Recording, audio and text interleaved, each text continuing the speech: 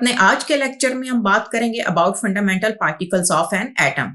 Students, chemistry में fundamental particles उन particles को कहा जाता है जो कि किसी भी एटम को बना रहे होते हैं, और ये पार्टिकल्स हैं इलेक्ट्रॉन्स, प्रोटॉन्स एंड न्यूट्रॉन्स।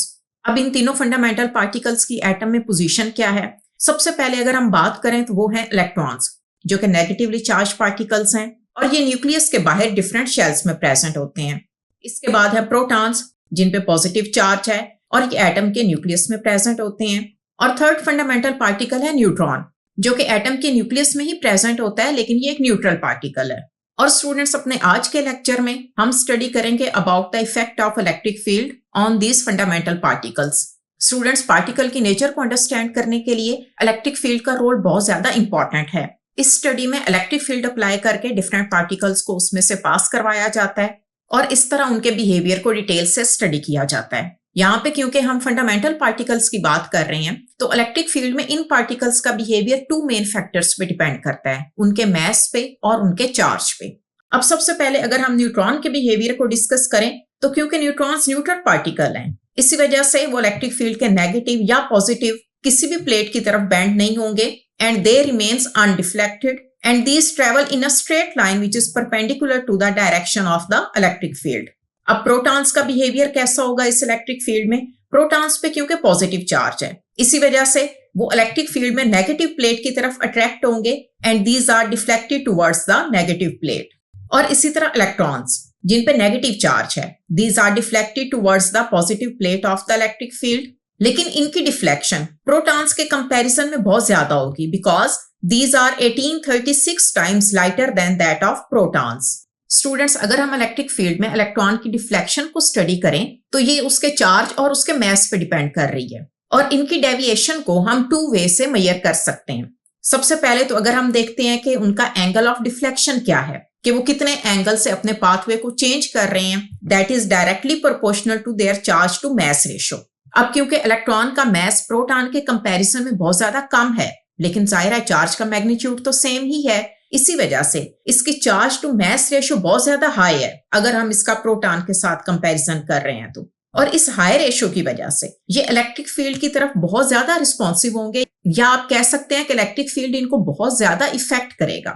और यही रीजन है कि इलेक्ट्रॉन्स इस फील्ड में बहुत ज्यादा डिफ्लेक्ट होते हैं। अब इस डिफ्लेक्शन को मेजर करने का सेकेंड मेथड क्या है? स्टूडेंट्स, अगर हम ये इमेजिन करें कि डिफ्लेक्शन के बाद ये सारे पार्टिकल्स एक सर्कुलर पाथ में मूव कर रहे हैं, तो इलेक्ट्रॉन के केस में radius of deflection will be directly proportional to ratio of mass over charge. अब इलेक्ट्रॉन जिसका मास बहुत ज्यादा स्मॉल है, तो इस वजह से इसका रेडियस ऑफ डिफ्लेक्शन भी बहुत ज्यादा कम होगा, मीन इट कर्व्स मोर।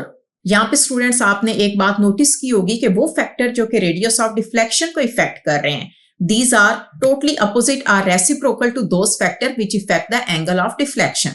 अब इसी से रेलिवेंट हमारी बुक की क्विक चेक 2.1 का क्वेश्चन बी है, which of the electron, proton and neutron is deflected the most in the magnetic field.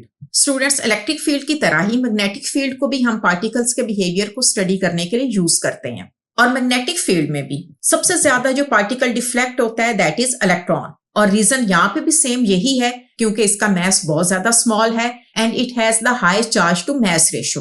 इस वजह से प्रोटॉन के कंपैरिजन में इसकी डिफ्लेक्शन बहुत ज्यादा होती है। अब लास्ट में स्टूडेंट्स हम कंपैरिजन करेंगे between the properties of different fundamental particles, जिसमें सबसे पहले तो हम कंपैरिजन करेंगे उनके चार्ज का, जिसके यूनिट्स हैं कूलम्स। अब प्रोटॉन पे पॉजिटिव चार्ज है और इसकी मैग्नीट्यूड है 1.6022 इंटू 10⁻⁻19 कूलम्स। स्टूडेंट्स, इलेक्ट्रॉन के केस में भी चार्ज की मैग्नीट्यूड सेम वही है जो कि प्रोटॉन की है, लेकिन डिफरेंस क्या है कि इलेक्ट्रॉन पे चार्ज नेगेटिव है और न्यूट्रॉन तो हम ऑलरेडी स्टडी कर चुके हैं कि ये एक न्यूट्रल पार्टिकल है। इसी तरह अगर हम इनके रिलेटिव चार्जेस का कंपैरिजन करें तो प्रोटॉन जिसपे पॉजिटिव 1 चार्ज है, तो इलेक्ट्रॉन पे नेगेटिव 1 चार्ज होगा। अब नेक्स्ट हम इनके मैसेज का कंपैरिजन करते हैं। प्रोटॉन और न्यूट्रॉन दोनों हैवी पार्टिकल्स हैं as compare to electron. Proton का मास है 1.6726 इंटू 10⁻⁻27 kg और न्यूट्रॉन प्रोटॉन के कंपैरिजन में ज्यादा हैवी है, इसका मास है 1.6750 इंटू 10⁻⁻27 kg।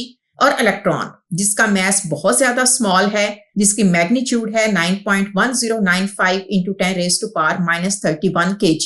अगर हम मास की ये वैल्यू देखें इन AMU और atomic mass unit, then mass of proton is 1.0073, that of neutron is 1.0087, and that of electron is 5.4858 into 10 raised to power minus 4 AMU.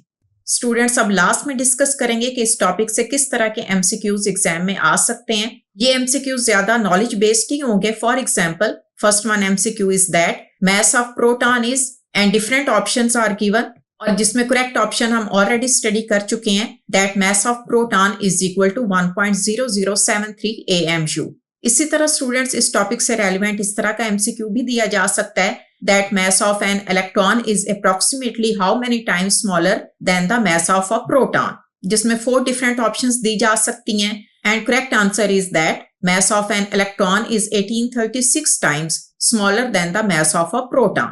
इसी तरह स्टूडेंट्स यहाँ पे हमने कुछ शॉर्ट क्वेश्चन भी डिस्कस किए हैं ताकि आपको आइडिया हो कि इस टॉपिक से रिलेटेड किस किस्म के क्वेश्चन एग्जाम में दिए जा सकते हैं। First one question is that one electron is present in the outermost shell of the atom of an element, and what would be the nature and value of charge on the ion formed if this electron is removed from the outermost shell?